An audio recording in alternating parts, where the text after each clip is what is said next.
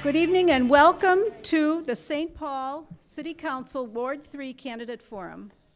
My name is Debbie McNeil, and I am a League-trained moderator and a member of the League of Women Voters, Edina. This evening's forum is sponsored by the League of Women Voters in St. Paul in partnership with the Highland Park Community Council, the McAllister-Groveland Community Council, the St. Paul Neighborhood Network, and Fair Vote Minnesota. The League believes that the success of St. Paul depends on the values, knowledge, and commitment of our elected officials.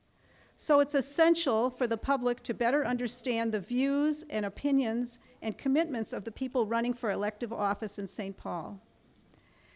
It is this understanding that better equips voters with information to make informed voting decisions. We appreciate the candidates and the audience taking the time to be here tonight, especially on such a rainy and wet evening. The League of Women Voters does not support or oppose candidates or political parties, so the views expressed here tonight will be those of the candidates and not those of the League of Women Voters. Before we begin, I'd like you to know that there are cards available for writing your questions to the candidates. I, as the moderator, will ask all the questions, and the questions will be sorted by members of the League of Women Voters St. Paul, who will attempt in good faith to ask me to ask questions that reflect the interests of the audience. Once you have a question written, please pass it to your right across your aisle so that it can be picked up by a League volunteer on the far right side of the room. I'd like to introduce you now to the candidates for Ward 3, St. Paul City Council Ward 3. Patty Hartman to my far right, and Chris Tolbert to my near right. The candidates have both agreed to the forum rules, which were included in their invitation to participate in this forum. And so here are some of the rules. Each candidate may give a 2-minute introductory statement and a 2-minute closing statement. And then the candidates will have 1 minute to answer questions asked by the audience, passed up to me by the audience, and 30 seconds for a rebuttal if necessary. And rebuttal will only be considered if a candidate has called out the other candidate by name in their answer to a question. The timer is sitting right in front of you here, candidates. Timer, would you raise your hand? And our timer tonight will hold up a sign to show you when you have 30 seconds remaining and when you must stop. And there's the red stop sign. I ask you candidates to please obey the stop sign. We will accept written questions throughout the forum, and questions must not be personal in nature. They must be on topics relevant for the position that the candidates are running for. All the questions must be addressed to both candidates, and they all will become the property of the League of Women Voters of St. Paul. There's no campaign literature or buttons or signs or other campaign-related items allowed in this forum room, but there is information about the candidates outside the forum. Please be quiet as possible. This forum is being videotaped, and that will allow everyone to hear. And I ask you to hold your applause or other verbal comment till the forum is ended. And most importantly, please turn off your cell phones and other devices or put them on silent right now. Members of the media may be recording this forum for their use, and the forum is being video recorded now by the St. Paul Neighborhood Network for viewing by the public. That's all the introductory remarks, so now we're going to begin with opening remarks, and the candidates' responses will be rotated throughout the forum. So for opening remarks, for 2 minutes each, I'm going to call first on Chris Tolbert. Well, thank you very much, and thank you to the League of Women Voters, McAllister-Groveland District Council, Highland District Council. Thank you, Patty, for being here, and thank you all for coming on this cool and rainy night. It has been a great honor to represent the neighborhood that I grew up in, to represent the city that I'm a product in. I grew up on James Avenue. I played Highland Little League baseball. I skated at Groveland Rec Center. I went to Webster Elementary, Ramsey Junior High, and I'm a proud product of St. Paul Central. With the exception of 4 years up at St. John's, St. Paul has always been my home. And I don't say this because the fact that I was born here or grew up here or how long I lived here qualifies me for office. But I mention this because the opportunities that this city and this neighborhood gave me and the values that instill drive me every single day in the choices that I make. This community gave me a basis to succeed.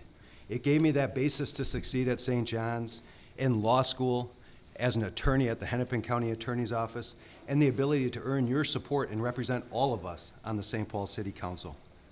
Past generations invested in me, they invested in our neighborhood, and they invested in our city with safe neighborhoods, first-class libraries for us to learn in, parks, housing, jobs, and quality schools. And for that, I am grateful. But I also know not everybody has had that opportunity, and that is something that we can change. Everyone deserves that opportunity. Over the last 7 years, we've accomplished a lot, but we have much more to do. We can continue the momentum that we've started for that vibrant and uplifting city for all people, for future generations. I believe St. Paul's future is bright, but I believe together we can make sure that it's even brighter. Thank you for the opportunity to be here tonight, and I look forward to discussing with you, and I hope I can earn your support. Thank you. Thank you. Patty Hartman, your opening remarks. All right, and I'm assuming this is on. Yeah, I was asked tonight, did I want to be called Patty or Patricia? And I have to smile at that because that's a question I've had so much of my life. And I'm Patty for this race. There have been many moments when I'm Patricia in some of my other identities. But I've lived in this community for 37 years, and I did my undergraduate work at Hamline University, and I really enjoyed that school and had the opportunity to take classes at McAllister, another great school, and even at St. Kate's. And I'm an attorney. I got my law degree at William Mitchell, and I've been a business owner, owning my own law firm for the last 35 years.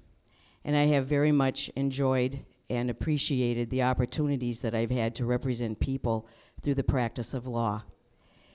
I'm here tonight in large part because of some community involvement that I started a little more than a year ago. When it really started when I got a postcard in the mail telling me that I was going to have to choose a new trash container.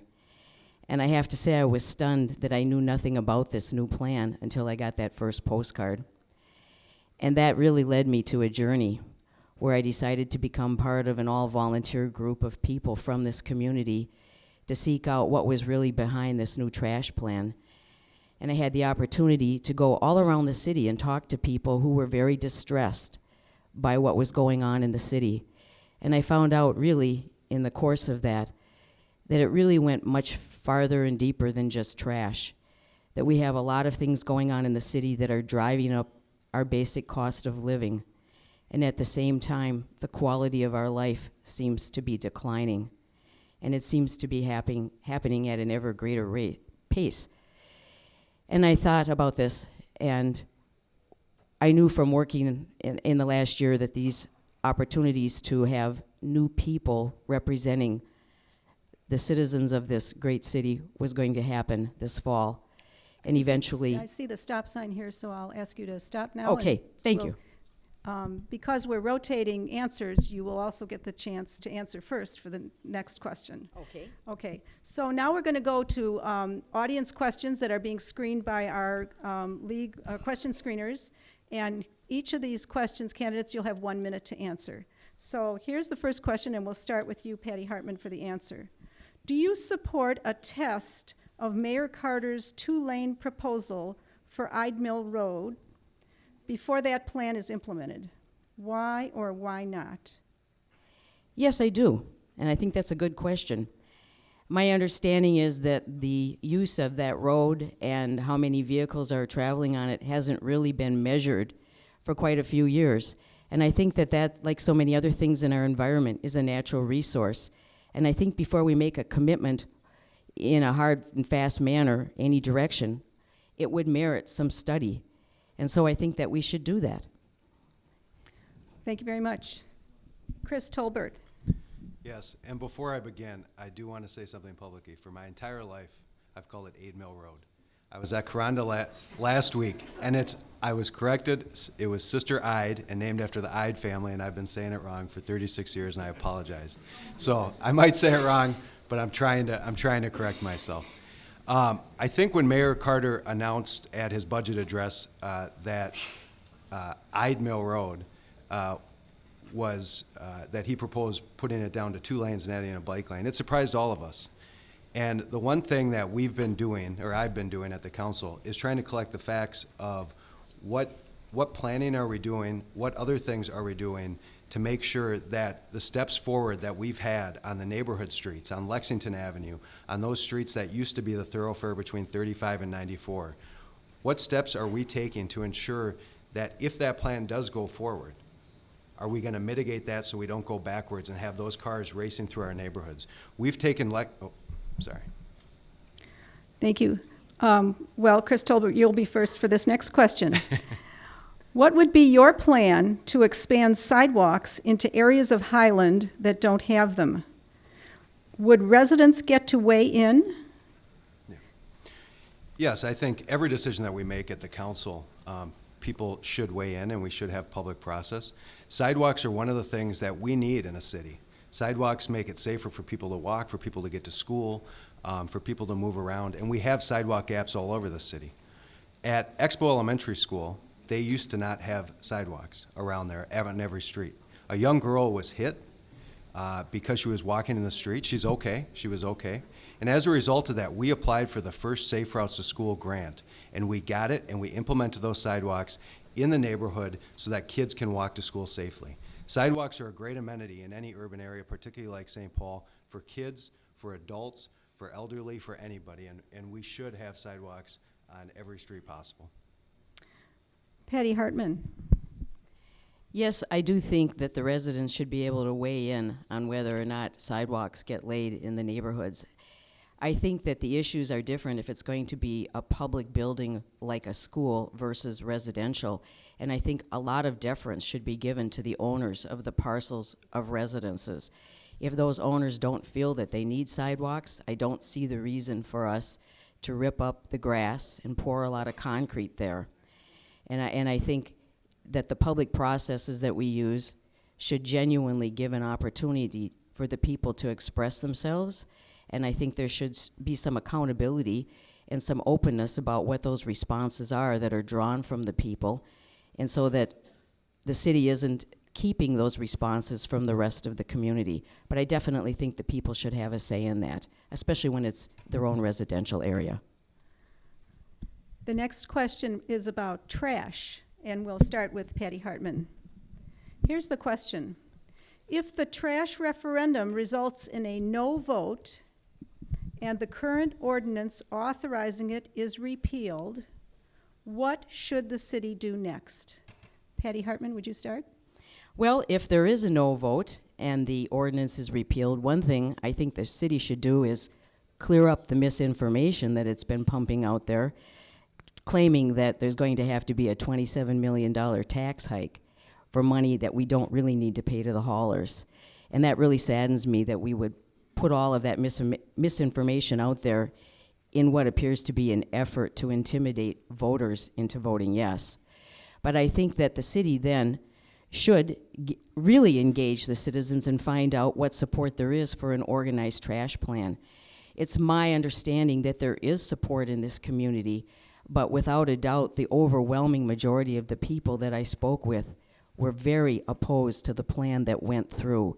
The fact that it didn't allow for sharing, the fact that it didn't allow for opting out, the fact that we are all being charged 2.5 to 3 times the rates for organized collection in a community as close to us as Maplewood, and that this is a burden to our vulnerable residents. Thank you. Chris Tolbert, would you like to hear the question again, or? I believe I remembered it, but Okay. Go ahead. So the question was, if the trash referendum results in a no vote and the current ordinance authorizing it is repealed, what should the city do next? Well, I think a lot of that, and the place that we're in right now, there's a lot of what ifs. What will the result of the referendum be? And more importantly, what what is the decision that the Supreme Court is going to make regarding whether or not the city can get out of the contract, one, or two, if the city can get out of the contract based on the referendum, can we get out of the contract without damages? Those are two what ifs, and until we have a Supreme Court decision on that, until the end of the referendum, there are not a lot of things. There's a lot of things in the air at this moment. May I have a rebuttal? If you weren't mentioned by name, then we're not going to have rebuttals. Okay. But you have 2 minutes of closing, both of you, to touch on any issues that you feel you didn't get to discuss adequately.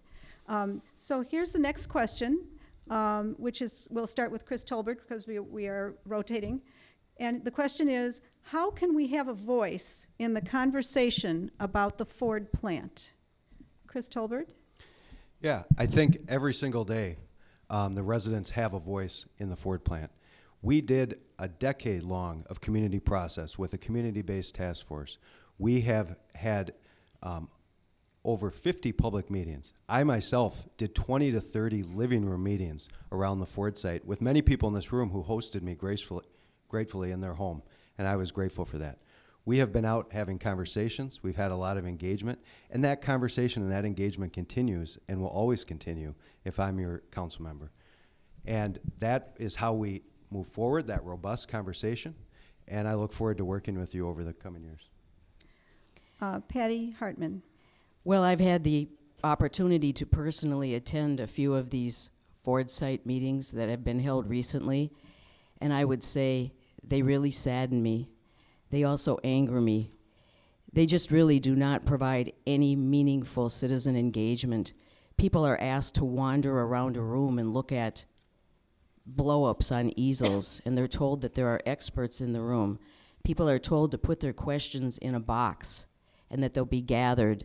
And I guess you're supposed to trust that somebody's really going to look at it. But from what I can tell, a lot of the public citizen comment that actually does, through great effort, get placed into the public record is just plainly and blatantly ignored by the city. And this is one of the reasons why I think we need a change. I don't think we have a real democracy here in our government, and I think the citizens are being abused. I think it's just a farcical display where the decisions have been made and there's no citizen engagement. Here's the next question, next audience question. What is your plan for the potholes? In 1 minute. We'll start with Patty Hartman. Well, I guess the laughter makes it obvious. We really need to fix those potholes, and really, it's good we can laugh about it, but I think we all know it is no laughing matter. Really, our streets are in such a state of disrepair. I hear from people that they're embarrassed when they have out-of-town people or friends from other geographic areas come here. People are stunned. They're disbelieving the state of the streets, and especially some of them like Summit, and the damage that's being done to the cars. I also can't help but think these are real safety issues, too. If you want to immobilize a city and really weaken it, just impede the navigation of its streets. And that's what's going on. It's hard to get around this town without doing damage to your car. And it's a physical hazard, too. People trip. I can't believe that it's been such a low priority that we haven't done more, but it needs immediate attention, and it has to be raised to the top of the list. Chris Tolbert. Yes, and I agree with that. Our roads need to be fixed. We need to invest in our infrastructure. It's been decades in the making of kicking the can down the road. A few things that I've worked on at the council. One, I helped lead the charge to change the RSVP program to the SRSVP program. Previously, arterial roads were not part of our reconstruction planning. When I found that out early in my career, we changed that program. I also led the charge to get that influx of investment when the terrible 20 roads were redone back in 2013, I believe. And on top of that, I worked when I was on the League of Minnesota Cities to bring this issue to the state, because cities across the state are facing this crumbling infrastructure. And we organized a coalition of mayors from across the state to make the League of Minnesota Cities' #1 priority getting a dedicated resource for investing in roads. That hasn't happened yet, and we're going to, Thank you for obeying the stop sign. The next question is, we'll start with Chris Tolbert, and here's the question. What are some of your ideas regarding improvement of bicycle infrastructure? Improvement of bicycle infrastructure. Yeah, well, bicycle infrastructure adds greatly to the vibrancy of our community, and it's something that we need to continue moving down the bike path on, or the bike plan on. Freudian slip. We need to continue moving with the bike plan forward because it adds vibrancy. Obviously, this is a hard thing because, you know, in a perfect world, we'd have enough road width for a street with cars, a street with parking, sidewalks, but dedicated bike lanes, all these things. But our city was planned out before we as citizens wanted those things. So we have to make tough decisions, and we have to work with the surrounding community and the surrounding business owners and make sure that we can, in the best way possible, bring all those wants and needs together. But I think bike lanes are a great investment in our city, and they add to the vibrancy of a city like St. Paul. Patty Hartman. I think as we move forward, I think we have been doing great things for the bicycle community here, and I'm glad that we're supporting that. I want to support all forms of transportation, all modalities. I think we have to be realistic and look at our byways as a resource that has to be shared and it has to be allocated in a reasonable way. I think we have to make sure that we still have good, reasonable areas for the cars and be pragmatic about how many people are actually using the bicycle paths and how much equity there is in devoting the resources to more and more bicycle paths. But I do support that, and I want to make sure that they're safe, and I think we have to have things that are protection for the bicyclists. Also, I think we can perhaps design more thoughtful routes here so that people can get around the city and make connections between the various bike paths. And maybe we need a little more education for people who are using bicycles in terms of the rules that apply when they're on roads as opposed to the sidewalks. Audience, I ask you to hold your applause till the end of the forum. We'll get to hear more questions if we don't interrupt the candidates, more answers to questions. The next question is about ranked choice voting, and we'll ask Patty Hartman to start. Do you support having another ballot question to remove ranked choice voting? I will tell you, I haven't really given that a lot of thought. I know there's some controversy about ranked choice voting. And if there is support to remove it, then I would say by all means it should be a ballot question, because something like that that affects the generality of how we govern ourselves is something that should be put to a vote where all of the people weigh in on it. Myself, I can't say that I really have strong feelings. I understand some of the rationale for why we do ranked choice, and I just don't have a strong personal feeling. But I think if we're going to make a choice or a change, it should be a ballot question. I would agree with that. Chris Tolbert. Yeah, I think if that change came forward, it would definitely need to be a ballot question because it went forward with a ballot question. I have not heard that in my conversations at the doors or from constituents over the time of revisiting that. I mean, the conversations happened, but I have not heard that conversation recently. So, Thank you. The next question, which we'll start with Chris Tolbert, is about trash. Do you personally believe that trash collection should be a city service? Do you personally believe that trash collection should be a city service? Can we start with you, Chris Tolbert? yeah, of course. Thank you. Yes, I believe in organized trash collection. I think it makes more sense. It's better for the environment. I think it is part of our sustainability plan. And I think it's something that we should continue to work on. I think it's something that we should continue to move forward on. And there's obviously some lessons that need to be learned in the current trash contract, but I think we should take those lessons and move forward and improve the program. I do not think we should go back to what we had before. Patty Hartman. I think if the majority of our residents believe it should be handled by the city, then the city should do it. I do not believe that the majority of our residents approve of the plan that we currently have in place, It does not support the environment. It is regressive. It really promotes higher waste generation and reduces the incentive for people to recycle or even compost. It's also exceedingly expensive. We have the highest, most expensive trash plan anywhere in the metro area. It reduced so many options that would have been so simple to keep that it was mind-boggling that we didn't get to keep them. I don't know of another community that doesn't at least let people opt out. And if the citizens don't think, as a majority, that the city should be involved, I think the citizens will do quite well to manage their own use of that service. Most people that I saw weigh in on it said nothing was broken and didn't need to be fixed. Here's a general question for you both, and we'll start with Patty Hartman. What accomplishment are you most proud of? Can we start with you, Patty Hartman? Wow. You know, I think probably like most people, there have been times in my life where you had to get your world rocked, and it's just the fact that you can get up and go and do something again. And there have been a couple of cases that I worked on that I think I did. I got feedback that I did a lot for the clients. I am by nature, quite frankly, a detective.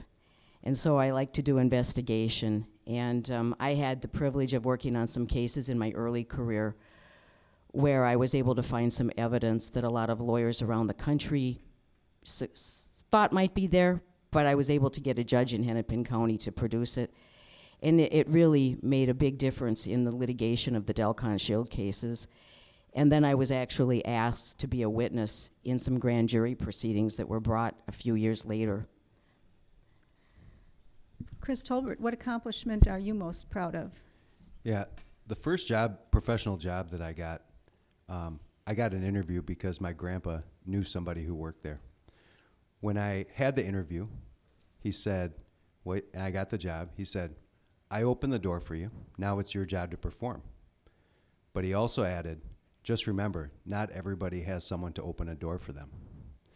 As a result of that, we started a program called Right Track, YJ2 in 2013, where we decided we as a city were going to open the door for hundreds and hundreds of kids across the city of St. Paul. YJ2 offers low-income youth their first professional internship. The first year we did it, there was 23 jobs at US Bank, at Ecolab, at the City of St. Paul, at the Science Museum, all across our city. This past year, over 250 students had their first professional internships.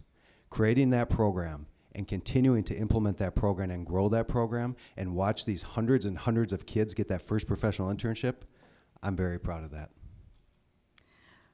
Candidates, here's another question about the Ford site. I think we had one about the Ford site. Anyway, if we didn't, here is one. Do you think the final revision of the environmental study of the Ford site should include a review of greenhouse gas emissions? We'll start with you, Chris Tolbert, and I'll read the question again. Do you think the final revision of the environmental study of the Ford site should include a review of greenhouse gas emissions?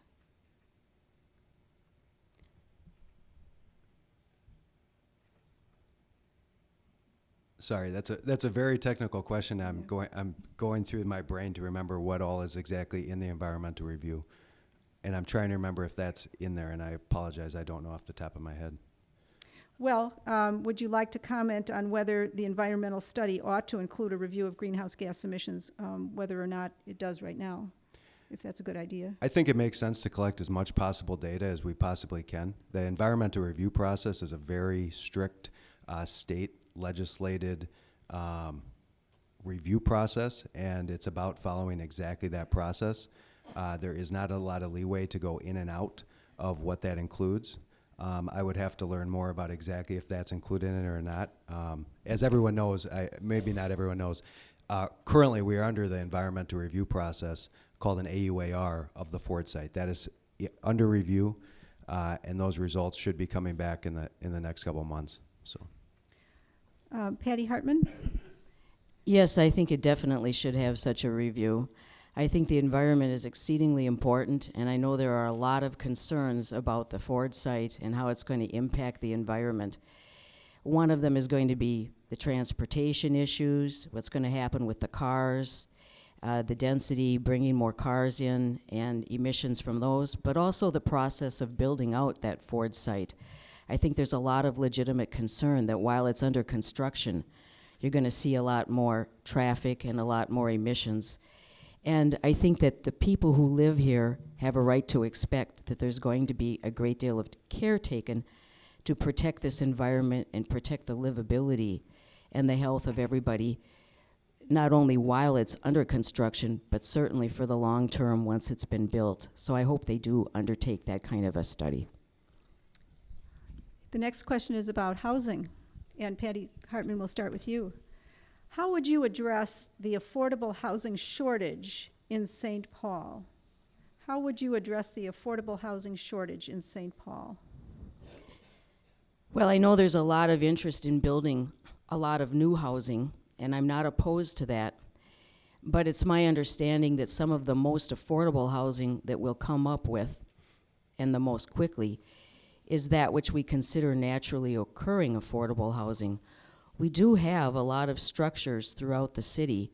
Some of them are former houses, some of them are former commercial buildings that can be rehabbed, and some of these are really beautiful structures.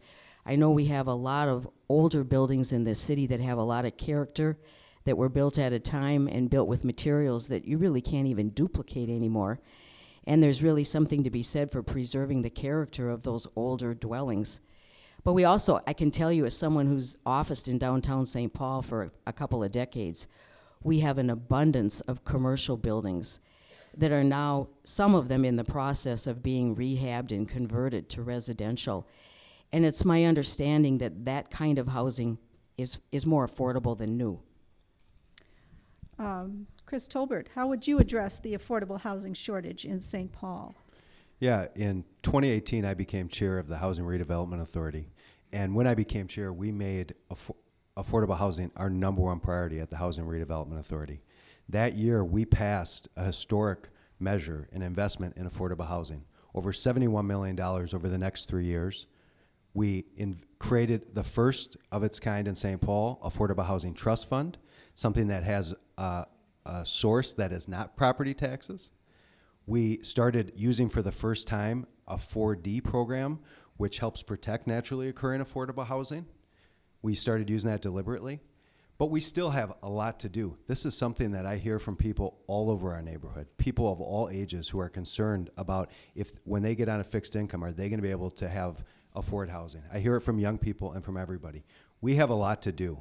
And I think there's a lot of opportunities. For example, at the Ford site, we have made 20% affordable housing on the Ford site a top goal. And I believe, in partnership with Ryan, we will be able to achieve that 20% affordable housing goal at the Ford site. And that's just one example. Here's the next question. This is about taxes, and we'll start with you, Chris Tolbert. Do you think the rate of tax increase in the city of St. Paul is sustainable? Do you think the rate of tax increase in the city of St. Paul is sustainable? Yeah, the taxes, the property taxes that we continue to face is not sustainable long term. This is something that I continue to see, and I pay the taxes just like everybody else in this room, and I see my property tax bill. At the same time, I hear from people about all the services that they want provided, whether that's for police, for parks, for library hours, for fire, for public works, for new roads.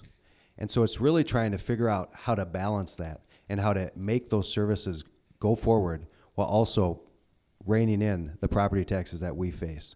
We're limited in the city of St. Paul with our ability to gain revenue to pay for those services. So we need to do things like be creative by working with the state to get dedicated funding sources for roads, for affordable housing, and things like that. We also need to be creative like we were around the Expo sidewalks that I mentioned earlier. Those sidewalks, because we applied for a Safe Routes to School grant with the Met Council, we got those sidewalks paid for without assessments and very little city dollars. Those are the types of creative things that we need to continue to do. Patty Hartman, do you think the rate of tax increase in the city of St. Paul is sustainable? No, I do not, and I'm saying that basically as a personal anecdotal observation, but I also hear it from people who have a lot of background in finance, and the rate at which these taxes are climbing at some point is going to eclipse the value of what we have, and it isn't sustainable, and it is a very serious burden, a burden on everybody, and I guess it's one of the reasons why I am interested in seeing a change in our governance here. I'm very skeptical of what's happening with the money resources that we do have in St. Paul. We pay so much money and so much more every year, and yet the services are declining, very basic services. And so I think there has to be more accounting. The kinds of numbers that get released by our city are really very general, and I know there's going to be more line item information behind that. And I think we need to have a more full disclosure, and we need to take a hard look and see what is really going on.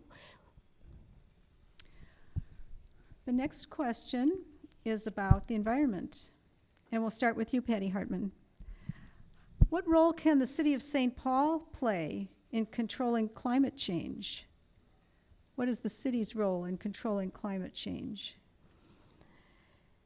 Well, I think that the city could do more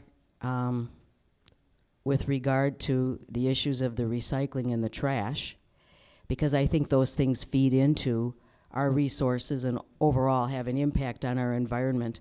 I think in terms of the larger issues about temperature changes, I'm not sure. These are very gradual processes, and I think there are a lot of scientists that are having difficulty agreeing on what we can do or when we're going to see any kind of measurable impact so that we'll know if what we're doing even makes any sense.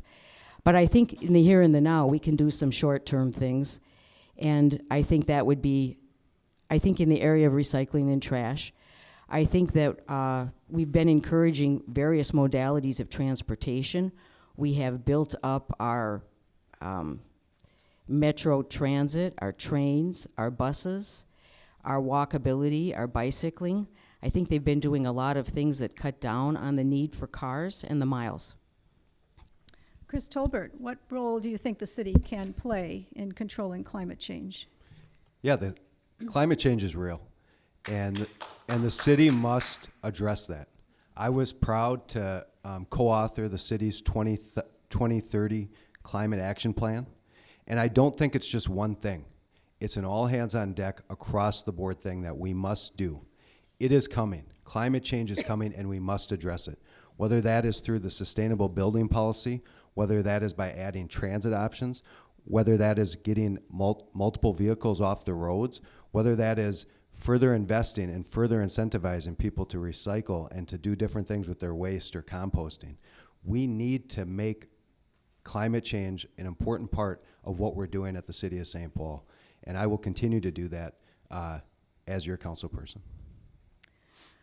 The next question is about modalities other than cars. And we'll start with Chris Tolbert. What are your plans for supporting safer streets for bikes, scooters, and pedestrians?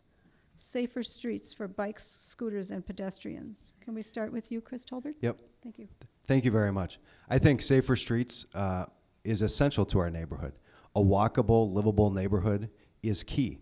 That's why we've made important pedestrian improvements along Snelling Avenue with the medians. That's why we are making changes down at the Lexington, Montreal, West 7th, I don't even know what you call it, it's such a problem right now, to make it safe for people to come together. That's why it's important that we add sidewalks where there are sidewalk gaps. We need to invest in those things because they help our community thrive. They make it safer for people to walk. They make it safer for people to bike. And quite frankly, that's what matters. The first job is having a safe community for people to move around in. Patty Hartman, plans for supporting safer streets for bikes, scooters, and pedestrians. Well, I think as we're streaming all these different types of transportation into the same limited spaces, we are creating risks of a lot of injuries. And I also think that a lot of people that are using scooters and bicycles could use perhaps some education on the best and safest way of using these. I think a lot of motorists are having problems figuring out where the bicycles are coming from, whether they're on sidewalks or on streets. And sometimes the visibility around here just isn't enough so that you can see near collisions in terms of people not stopping at stop signs. And by that, I'm talking about sometimes it's the bicyclists. I think we do need some more education here as we're having all of these different forms intersect with each other. I don't think it's so much an issue of pedestrians, but I know sometimes pedestrians also feel threatened on the sidewalks because of the use of the scooters. And I've been told that sometimes we have very young people who shouldn't actually be using the scooters, using them. Here's the next question, and Patty Hartman, I will start with you. What ideas or plans do you have for the community to install public art and/or create venues for music and entertainment? Installing public art or having venues for music and entertainment. Do you have ideas on that subject? Would you start, please? You know that nobody's ever asked me that question before, but I love art and I love music. And if we're building this new Ford site community, I think it would be a great opportunity for us to have some community structures. Some people have mentioned the idea of theaters, but public art that encourages and shows off the talent of people with the visual arts, I think is a great thing. I'm not sure, there are a lot of coffee houses and businesses around here that are willing to offer up their spaces to encourage the local artists, and I always think that's a good thing. Sometimes you can see some very nice pieces. But maybe this is something we can do as we start to develop the newer spaces here with more community buildings, because I think we do have a community here in St. Paul that appreciates the arts, and that might be something that we could do, maybe generate more interest with our community classes even. Chris Tolbert, do you have ideas or plans to install public art or create venues for music and entertainment? Yeah. Well, I think art is a vital part to a rich community. And we are fortunate in St. Paul to have so much diversity in that art. And it's so many different forms, whether it's music, painting, sculptures, or public art. All of that makes our community richer. And, I was proud to help support investments in the M in Lower Town. That M is is going to be a crown jewel as it continues to move forward. I think the Palace Theater, which I supported, is something that has added a lot to the vibrancy of downtown St. Paul. I support our Public Works art requirement, where a certain percentage of all public projects need to have an art component. I think that just adds a richness to our community. And I love the public art that we've added around many of our projects, and I will continue to support that. Here's the next question, and we'll start with you, Chris Tolbert. Would you please address the recent city council vote to increase taxes by 20% if the garbage referendum passes? City council vote to increase taxes 20% if the garbage referendum passes. Would you like to comment on that? Yeah, and this is kind of a continuation on the conversation that we were having earlier, where there's a lot of what ifs. We don't know what the results of the referendum are going to be. We don't know what the Supreme Court is going to say regarding the contract. One, can the city get out of the contract? Two, if the city can get out of the contract, if there's a no vote, can the city get out of the contract, and can the city get out of the contract with no damages?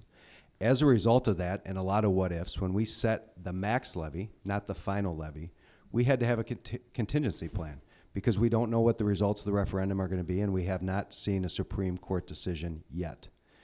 I think the mayor's original proposal of 4.85 was about as far as I thought we could go in property taxes this year.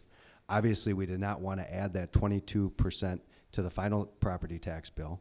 But at the same time, in order to protect the city of St. Paul, to protect our AAA bond rating and all the what ifs, we have to have a contingency out there, because we don't know what the result of the referendum is going to be, and we don't know what the result of the Supreme Court decision is going to be yet. Patty Hartman. Well, we do know the result of the referendum. The Supreme Court has spoken. It said we had the right to be on the ballot. And that's the only decision the Supreme Court's going to make. And all of this talk about what ifs is just a distraction and a red herring. Any opinion that the Supreme Court writes is only going to have to justify why we have a right to the ballot vote. Don't hold your breath waiting for them to discuss anything about the force majeure clause. That wasn't the issue on appeal. And really, the city talks out of both sides of its mouth. All of its arguments in the referendum were directed to the judge saying, we can't lose this ordinance because then we won't have a trash plan. We won't be able to enforce the contract. That was the whole argument they made on appeal, that if they lost on appeal, there would be no contract to be enforced. They called it an unconstitutional impairment of the contract. They know fully that there's no obligation and, in fact, no legal right to enforce that contract. The 20% taxes is phony.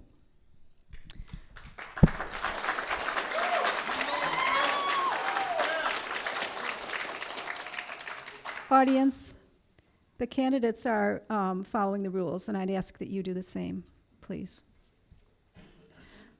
The next question is, we'll start with Patty Hartman. How will you support the needs of the elderly and handicapped? Would you like to start? I would enjoy very much the opportunity to do community outreach to the elderly. I really believe in the ability of the elderly and the handicapped to have a right to stay in their own homes, to age in place. All of the studies show that people do so much better in their advanced years the longer they can stay in their own place, and I've seen it in my own personal experiences with people. So what I would like to do is keep the taxes low.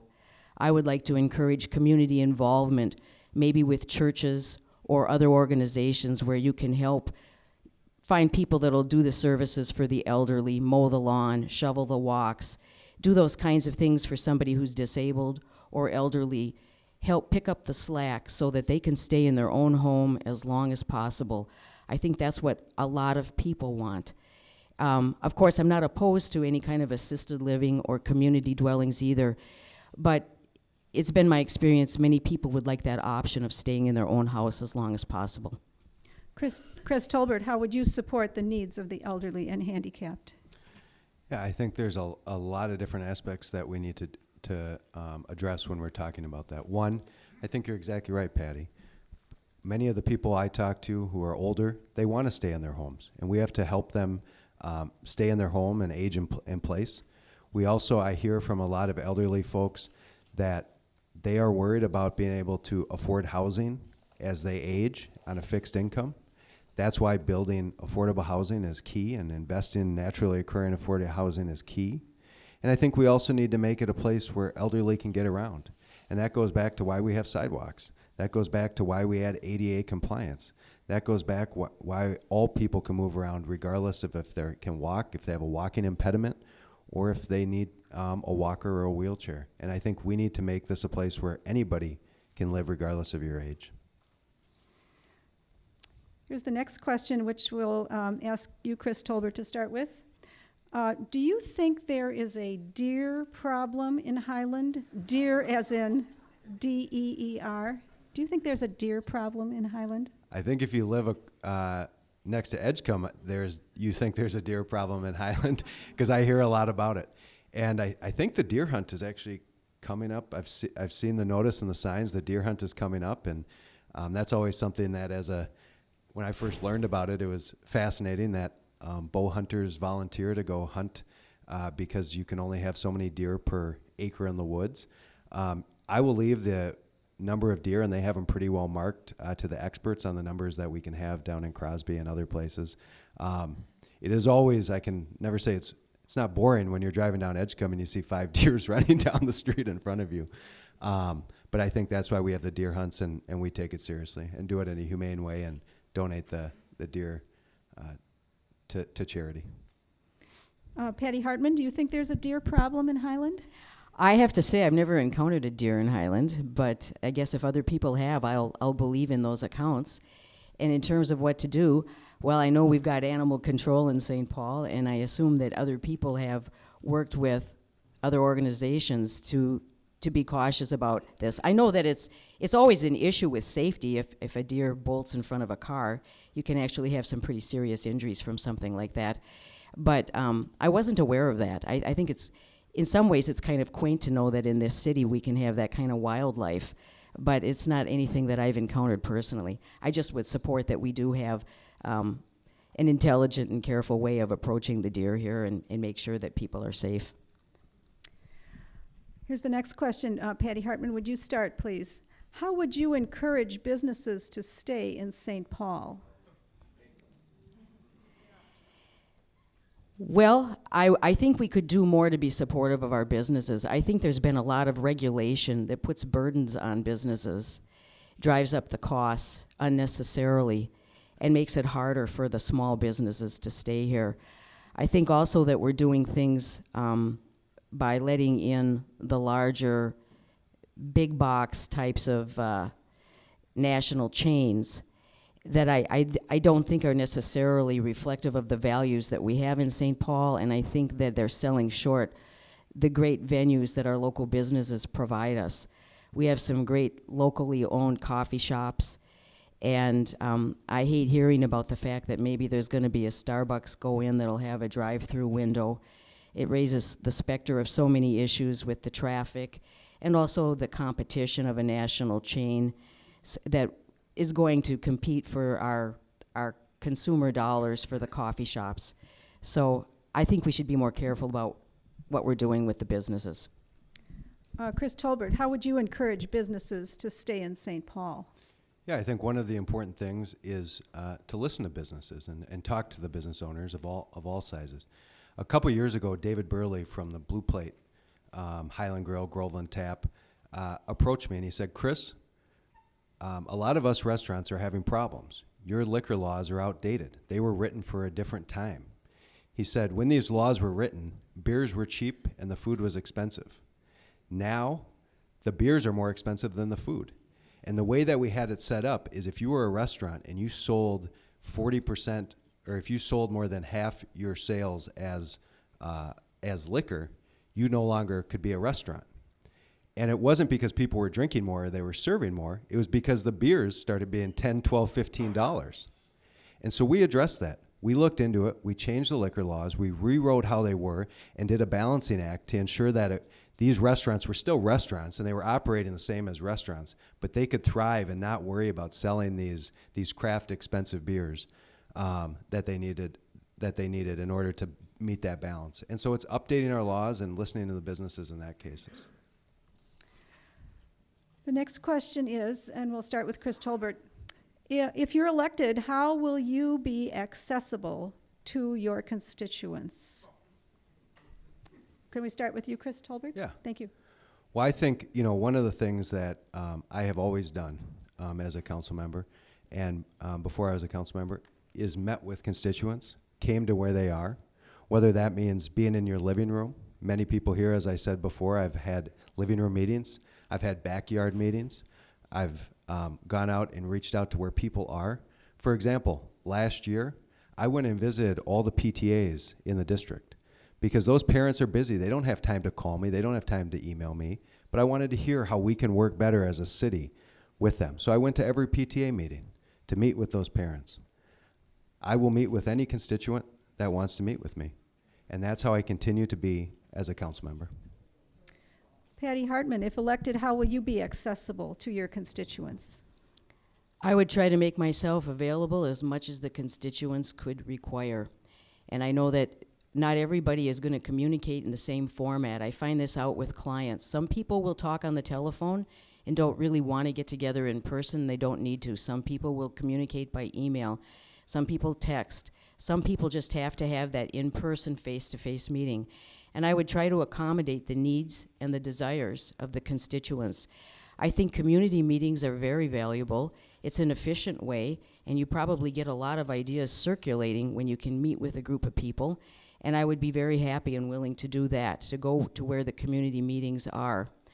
I, right now, live in St. Paul, and I work in St. Paul, and I would try to make myself available as much as I could. I would certainly expect to be devoting at least the 1,000 hours per year to this job if I were elected. I suspect it really requires much more than that, and I will do it. The next question is again about the Ford plant, and Patty Hartman, let's start with you. Could you tell us your thoughts on Area C of the Ford plant? Well, Area C, as I understand it, is an old contamination site, and I think it is validly the subject of a great deal of concern by the people. It's something that has been, I think as much as possible, walled off, but there is a great deal of concern that once you start construction on this piece of land, that you could disturb something. And of course, we're looking at a contamination site that's in close proximity to the Mississippi River. And so while we have the potential for great beauty and great natural resources in this area that's going to be developed, we also have something that some people regard as a ticking time bomb. And so I think before the first scoop of dirt is lifted from that land, somebody needs to address what's really there and what is going to be the best way of remediating it. My understanding is right now, nobody's talking about it. They're saying we're going to develop the Ford site, but that we're not developing Area C, so why are we talking about it? But that's really foolish. Area C is in that land. Chris Tolbert, could you tell us your thoughts on Area C? Yeah, for those of us who've been camping, there's often a rule that says leave your campsite better and cleaner than you found it. Since I got elected in 2011, I often have said, we need to ensure that Ford takes their pollution with them. I am proud that we have put that pressure on Ford and continued to monitor them. Ford is in the Minnesota Pollution Control Agency VIC program for both Area C and Above the Bluff. I am proud that Above the Bluff, we not only got Ford to clean it up to industrial standards, which they're legally required, but they cleaned it up to residential standards, all of which was done with not a dime of public dollars. Below is Area C, which, as Patty mentioned, Ford does not plan on selling. That is currently in the VIC program with the Minnesota Pollution Control Agency. Ford is working with the Minnesota Pollution Control Agency to monitor that, to test it, and we as a city must continue to watch it. We must continue to ensure that no pollution is leaching off there, and we will continue to hold Ford accountable if any pollution does occur, and Ford will always be accountable for that. The next question is about jobs. Chris Tolbert, can we start with you, please? How would you address the job gap among teens of color in the city and help them get access to higher paying jobs? Yeah, that is something that the Right Track program, which I mentioned a little bit earlier, that is something that has been very successful on helping low-income or at-risk teens get jobs, get their first professional internship, and start moving up the ladder to successful living wage jobs. There's other things that we're doing as a city. I serve both on the Ramsey County Workforce Investment Board, and I helped organize the Greater Metropolitan Workforce Investment Board. We are creating pathways. There are jobs, there are employers who need workers, qualified workers, and we need to help all citizens get the accreditation, the college degree, the certificate, the license. 80% of jobs of today need some sort of accreditation, 2-year degree or whatever. And we are setting up a pathways program, and we are going to expand this not only in St. Paul, into Ramsey County, across the region, and to the state, so that we can be ready to meet those jobs and people can have living wage jobs that are family sustainable living wage jobs. Patty Hartman, how would you address the job gap among teens of color in the city? Well, I have to say I've personally taken classes at St. Paul College to go back and learn a few skills in the digital field, and I'm really impressed with all the courses that they have there and their ability to communicate and engage with people of all backgrounds. And I would try to encourage our teens and our people who are in high school to have some connections and get into some of these programs and take these classes. There are already a lot of programs that invite high schoolers into these community colleges or their local schools, and we have a crying need for people who have trade backgrounds, crafts, skills, automotive. There's a real demand for people that have these kinds of skills, and we have a gem of a school in our own backyard. So I would encourage more connections there, because I think that we've got the resources. It's more a question of connecting it up And I think schools can do some very creative things with the internships that will be a path to a job. Thank you. Here's the next question with Patty Hartman. How will you make decisions that affect your district and affect the city residents overall? Where will you get the information that informs your decisions? That's such an easy question. I would ask the people. I find so many people who are embedded in this community, and they have so many good ideas. We have people that have extremely good resumes of experience in various areas and fields, and I can't tell you how many people I've met in the last year that I am impressed with the caliber of their thought and their knowledge. And I would just try to do some community outreach and make sure that we have some real discussions and capture the great talent that's already in the community, bring it forward, and keep the discussion going. The people that live here are going to be the most motivated to get the best result. And I think we just need to give them a chance. We just need to listen. Chris Tolbert, how would you make decisions that affect the district and the city overall, and where would you get information for decision making? Yeah. One of the best parts of representing Ward 3 in St. Paul is, I think that turned off my mic. Can you hear me? Yeah. Okay. One of the best parts of representing Ward 3 is having such an engaged citizenship. We are fortunate. I think anybody would be so lucky to have not only this many people turn out for this debate, but this is how many people turn out for a street reconstruction project. This is how many people turn out when there's a rash of garage break-ins in a neighborhood. This is how many people turn out on any conversation. And as your council member, what I think is most important is you have to read all the information. There's always a lot of reading. But you also need to listen to everybody that you can. Listen, digest. And the thing is not everyone agrees, as you know, everyone here knows. But you need to listen, think, and find out exactly how it's going to how you can move forward to best help the community. Here's the next question, and we'll start with you, Chris Tolbert. Do you support hiring more police? Why or why not?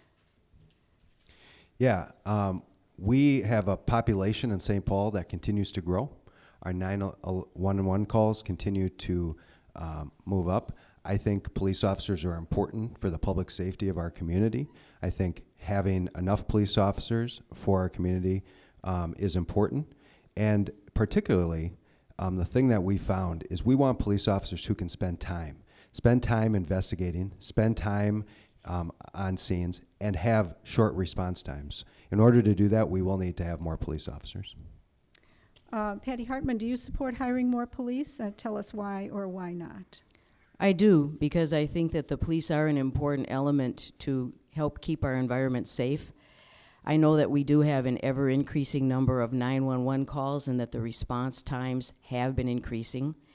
And in recent times, we know we've had shootings every day in St. Paul, and this is just a really horrible and awful statement about the safety issues that we're confronting. So we have to fund more police, and having a greater police presence, I think, will keep the city safer. It'll reduce the response times. And besides the physical violence, we also have an increase in the burglaries and the property crimes. And all of this goes hand in hand. We want to keep this a livable city that people can feel safe in.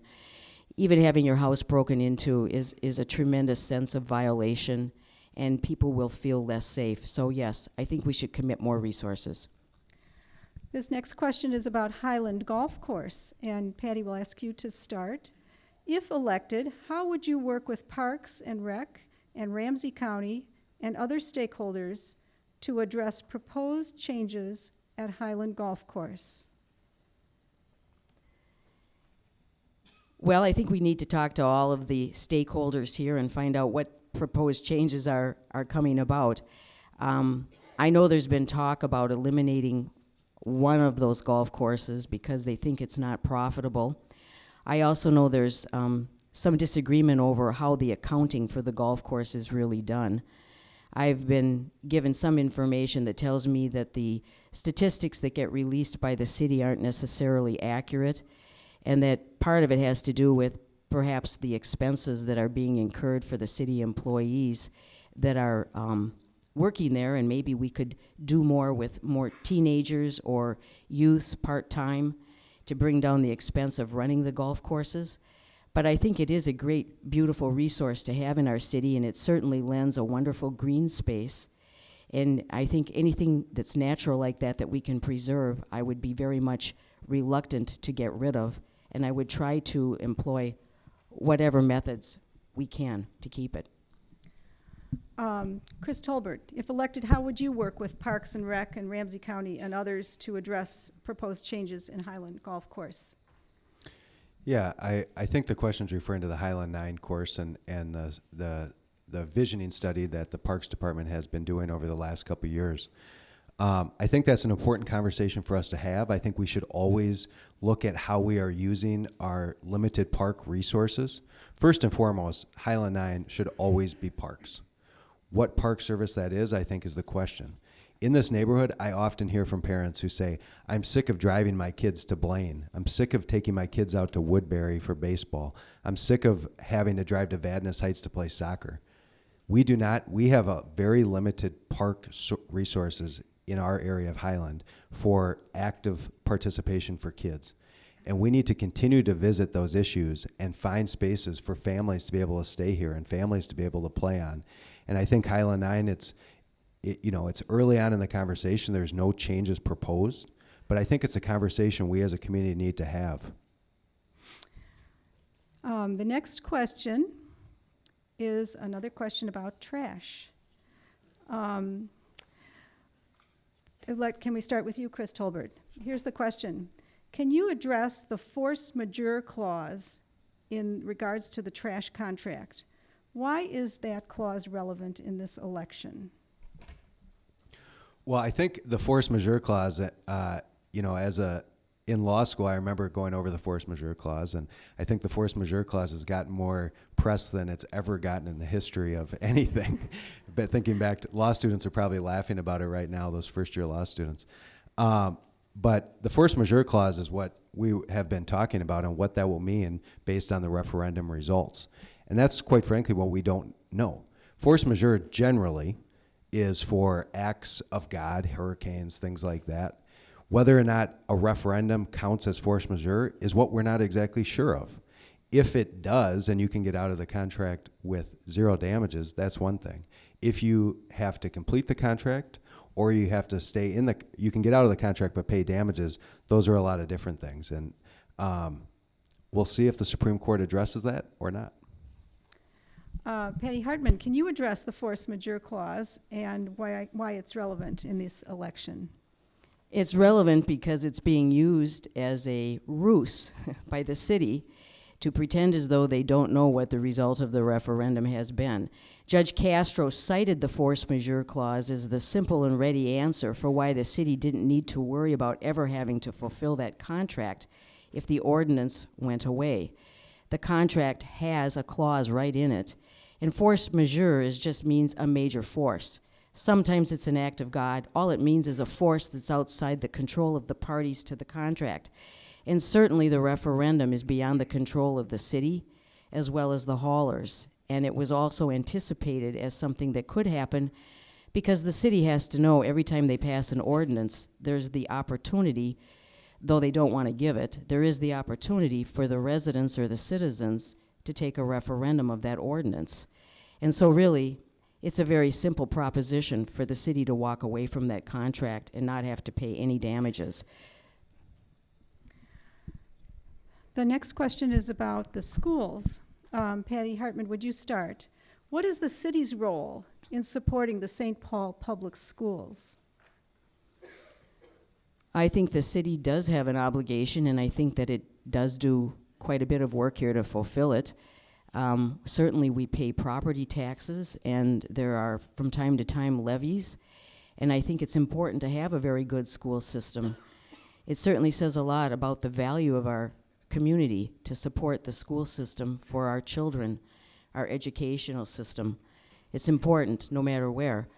I think one of the things, though, that we do that isn't really so well known is that when we have these developers come in and we give them tax increment financing, we don't realize that a lot of times we're bleeding money away from the schools. And sometimes we're wondering what's going on with why there seems to be a shortage. And I think sometimes we make decisions here on the new developments that have a detrimental impact on the funds that we think the schools deserve. Chris Tolbert, what's the city's role, in your view, in supporting the St. Paul Public Schools? Yeah, when I'm out talking to families, particularly parents with young kids, the thing that they often cite is schools, based on where they're going to live, whether they're going to stay in St. Paul or whatnot. We have been fortunate historically to have a great, both public and private schools across St. Paul. I think it is in our interest as a city to ensure that we continue to have great schools and that people believe that we have great schools.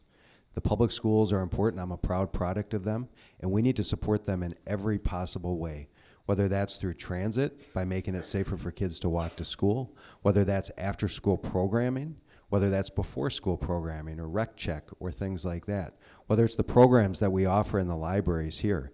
And it's fascinating. The libraries, I was library chair, and I visited all the different libraries, and every library offered after-school programming or tutoring that really was specific to the needs of that neighborhood.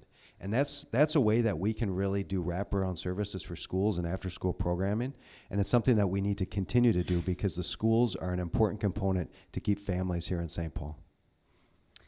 I think we have time for 2 more questions, and here's the first of the 2. This is another question about trash, and we'll start with Chris Tolbert. What would you do to address property owners of duplexes and triplexes that don't need a trash can for each residence? And what about neighbors who used to share? So property owners of duplexes and triplexes that don't need a trash can for each residence, and what about neighbors who used to share? Would you like to comment on that? Yeah, and I will say that the triplex, duplex issue with trash is one of the mistakes of the trash contract. It's something that was not done right. It was something that wasn't fully thought out, and it's something that we need to fix. I think it's something that we can improve on. I don't think that's the reason to go away from organized trash collection, but it's something that we need to improve on. I think we need to continue to try and approach the haulers. You know, I suspect they would always be willing to do it for more money, which might not be palatable to single-family homeowners. But that's something that was a mistake, and it should be corrected. And I think it's one of the major lessons that we can learn as we move forward with organized trash collection. Patty Hartman, what would you do to address this issue, duplexes and triplexes that don't need a trash can for each resident, and neighbors who used to share a trash can? Well, I'd say you should vote no on the referendum, and then you'll have a chance to fix it now and not wait for a maybe chance in 4 more years, which is what the city's position on it would be. That was one of the most ridiculous, absurd aspects of the city's trash plan. It was warned of. There were hundreds, maybe thousands of citizen comments about that, saying they did not favor the city's trash plan because they didn't like those aspects, and yet the city did it anyway. And having attended the meetings that have been held around town, the listening sessions, the city's position has been, maybe that'll be up for renegotiation at the end of the contract, which is just a little more than 4 years away. So I think we need to fix it now, save the people the trouble of the money, the unnecessary trash containers, free up the parking spaces that have been taken away by having to house or maintain all of these unnecessary trash containers, and certainly reduce the amount of money that's being misspent for non-trash services. But the way to do it is vote no. So here's the last question before our closing remarks from the candidates. And the question is, what would each of you as candidates like for your legacy to be? And we'll start with you, Patty Hartman. What would you like your legacy to be? I guess I would feel honored if people could say, we had a renaissance, we had a rebirth in democracy in St. Paul in 2019, 2020. We got some new leadership. We got some leadership that was willing to listen to the people and allow them to have a voice again, a true democracy. That's what I hope for my legacy. Chris Tolbert, what would you like your legacy to be? Yeah, as someone who grew up in this neighborhood, who lives in this neighborhood, and someone who will likely always live in St. Paul, as cliche as it might sound, I just hope I made this city and this neighborhood a better place for people. I hope that I helped do things that made it life better for future generations. And at the end of the day, that I made St. Paul a better place. That's all the time we have for audience questions, but now we are going to go to the candidates' closing remarks. And we'll rotate those from the beginning where Chris Tolbert, you were first, so instead we'll ask Patty Hartman to go first with her closing remarks for 2 minutes per candidate. I'm not sure I'm going to need 2 minutes. That last question probably summed it up. But that is what I really believe. I think that we're missing a true democracy in this town. And I think it's very sad. It's troubling. But I do see the potential to bring it back. And I see so many really bright and involved people that just want a chance. They have so many good ideas and they care so deeply about this city. And I would really like to help bring those people together and give those people a voice. Because I think we have a gem of a city. And I think that we can bring it forth and have a rebirth and become a model. We're not like any other city. We don't want to be Minneapolis. And we sure don't want to be New York or Chicago, really, do we? This is a beautiful city that appreciates its own unique character. And I would really like to help restore that and give it a voice. Thank you. Chris Tolbert, your closing remarks for 2 minutes. Yeah, well, thank you for moderating. Thank you to the League of Women Voters for putting this on in partnership with the McAllister-Groveland District Council and Highland District Council. Patty, thank you for being here. And thank you all for coming out tonight on this rainy night. I'm sure there's a lot of things that you could have been doing, and I appreciate that you care so much about our neighborhood. That's one of the best parts of representing Highland Park and McAllister-Groveland is your involvement. I look forward to continuing this conversation that we started here today. I look forward to continuing it on the doors. I look forward to continue it in coffee shops, in your backyard if you invite me, or in your living room if you invite me. It has been an honor to represent you. I hope that I can continue to earn your support. I think St. Paul's future is bright, and I know together we can make it even brighter, and I look forward to working with you. Thank you very much. I have a few thank yous now before we end. I'd like to thank the candidates for participating in this forum and for your willingness to participate in the democratic process by running for office.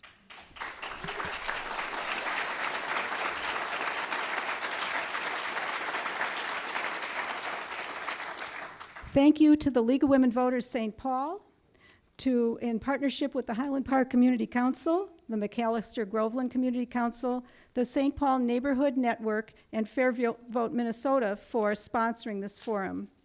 A thank you, audience, for attending the forum, and I ask you all to remember to vote on or before November 5th. That concludes the forum, and let's give the candidates another round of applause. Thank you.